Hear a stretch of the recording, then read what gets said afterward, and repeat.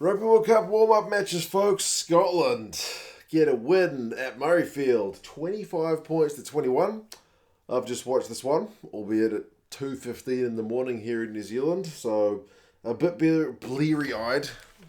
We'll endeavour to go through some key events and stats, and you guys can let us know your thoughts. So, great atmosphere for a Rugby World Cup warm-up match. The commentators repeatedly mentioned on my feed that it kind of had that Six Nations vibe about it, and I think they are right. Although in the first half, with France doing what they were doing, they weren't giving the crowd an easy time of it, but the crowd was certainly given a lot to cheer about in the second half. I mean, it starts good for Scotland.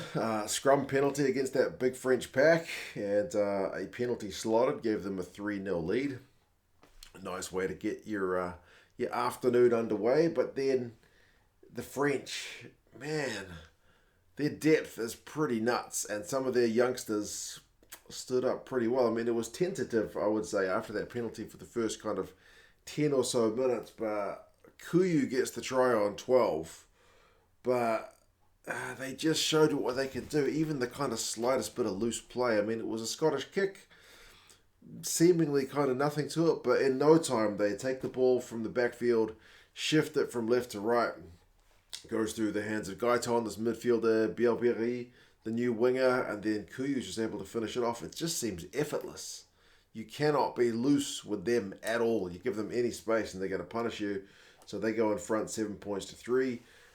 Scotland did immediately push back, which was kind of pleasing. Their best period attack was snaffled by a Jalibert intercept, which kept Scotland from really being able to kind of turn the screws. They were just kind of starting to get that momentum, and then also concerningly, Ben White got tackled illegally from Bielle-Biarrey, the new winger.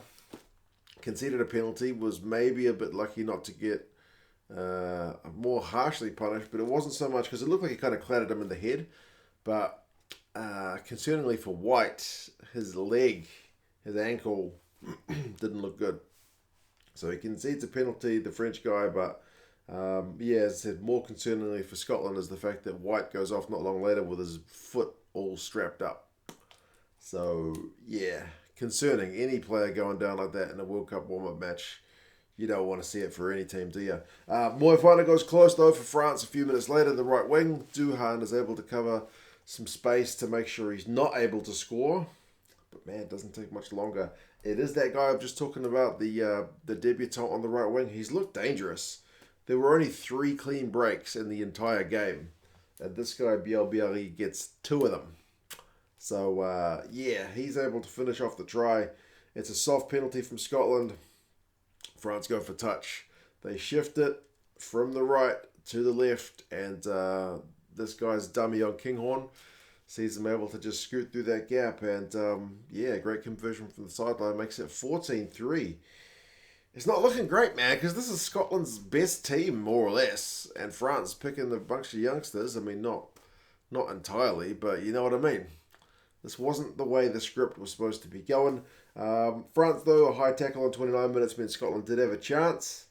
And then Scotland just kind of shake your head stuff when Zander Fagerson cleans out a guy way off the ruck. I think it was Bouguerit.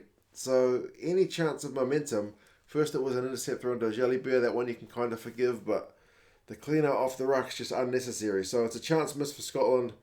It's starting to look, because then White goes off, it's starting to look negative. Crowd is quite quiet, and I understand it because not that much has been going on. They did score a kind of spectators try later on in the first half when they won a turnover and went linked to the field and scored, but there was a forward pass in there, so yeah, sadly for them, that one didn't count it, and France missed the drop goal in that time as well. France did have one last chance for an attack before half-time when Scotland conceded another penalty. They went for touch, they went for a maul, phases, and that man on his return to the French lineup, Cameron Woki, he's able to go over. So 21-3 at half-time. It's starting to look like this factory line of French talent is just going to come through and immediately hit the ground running. And Scotland, with that pool they're in, looking concerningly behind. Run meters are 274 to 281, so relatively close though in the scheme of things. The French have edged the possession 52-48, but territory 61 to 39. So France have been dominating the field position, and then they've had 3 clean breaks to 0. There'll be no clean breaks in the entire second half. Scotland have been having to chuck it around a bit more, but yeah, doing kind of more passing but getting less from it. Second half though is an absolute different story. Scotland come out of the blocks relentless. Really pleasing to see. And whatever they said to them at halftime must have worked. It's Graham who finishes it, but geez, the carries from some of these guys. Matt Fagerson, Duhan van der Merwe. These guys just, I don't know, like playing like men possessed. I don't know where it was. Duhan, to be fair, had some big carries in the first half. Russell's able to dink over, they get advantage. And Darcy Graham with a TMO checked one-handed put down. He's just able to get it over in the corner. So conversion kicked and 21-10. Suddenly Scotland are coming alive. I think the crowd are starting to believe again. Although I wanted to pull my bloody hair out when Scotland ended up putting themselves under pressure from the restart. I swear I need to keep a stat on it somehow. But Scotland are one of the worst teams for like putting themselves under pressure after they've scored points.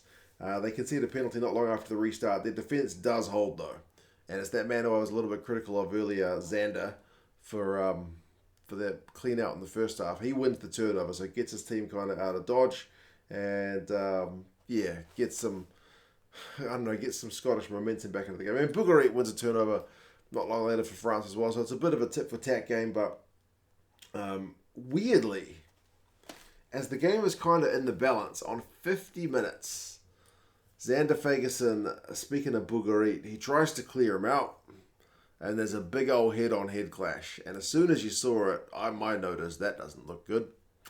He's come from distance and just clattered his arm, shoulder into his head. It's not great. My immediate thought, that's probably going to be a red, but with the current system of having a yellow immediately and then doing the off-field review, he gets yellow carded, so Scotland are down to 14 men. But somehow that seems to invigorate the Scots. For the next, I want to say, 25 minutes, they were playing like the team with the extra man. It's bizarre. So despite the yellow card, the next try goes to Scotland. It's Pierre Schoeman with the try. He showed some great power to go over that new winger. Ashman had some good carries in the build-up. Darcy Graham had some good carries in the build-up. So it's 17 points to 21. And it's just all Scotland. France get free kick at the scrum. The Scotland passing game is opening up the French defence. There's a wide pass from Horne to Kinghorn, which looks to go over for another try, although they've called that one back for a slight Darcy Graham knock-on, but it is a knock-on, so back for an advantage. More Scotland pressure. Eventually they tap and go, the Scots. Get another penalty. They opt for touch, and eventually they're able to get a maul try through that man Dave Cherry and put themselves in the lead, 22 points to 21. The conversion hits the post. But Scotland, after being down 21-3, have scored a bunch of unanswered points and put themselves in the lead. It's a real game of two halves. The cliches are real. France, they did, towards the end of the game, try to wrestle some momentum back. They had the extra man, but they were conceding a bunch of penalties, one of them which Scotland ended up going for the 3 and slotted it, so it was 25-21. Yellow card warning for the French. But the French did have a chance at the death. Scotland with a knock-on in the maul, put themselves under a heap of pressure. They conceded a couple of scrum penalties. Eventually, France go for a maul, pretty much 5 metres out. Scotland do really well on their maul defence, which is going to be, you got South Africa in your pool. That's being going to be a good skill to get some practice in. And then that man, Rory Darge from the bench, is able to win a penalty at the breakdown, and that is the game. So, man, they did well to hang on. But the Scots had the better of that second half, and the French looked dangerous in the first. So it's a weird game in terms of the fact that the French will be pleased with how these youngsters stood up in the first half, but not pleased to not score any points in that second half. Scotland will be worried with the way they started with their veterans, but pleased with how they were able to wrestle control back. Keeping in mind these teams get to do this all again next week over in France, and the French selection will be fascinating to see. Stats-wise, run meters 506 to 401. Scotland edged that in the end, and they end up with more possession, 55%, although the French still get the territory, 56%. Possession in the second half was 63-37, so Scotland just dominant. As I mentioned, clean breaks finishes 3-0 to France, which is pretty low, to be fair, in an entire game. Defenders beaten, though, 24-13, and you've largely got Duhan, Darcy to thank for a bunch of those. I mean, Duhan has 8 and Darcy has 5. So that's the lion's share, isn't it? It's more than half. Penalties conceded is 14-12. That's a little bit high for both sides. France conceding a couple more. And Scotland tackled at 91%, whereas France were at 85%. So just a kind of couple of those key areas in the end of things going in Scotland's way. Darcy Graham, along with his 5 defenders beaten in his try, made 61 metres. Duhan has 102. Matt Fagerson defensively 15 from 15 tackles.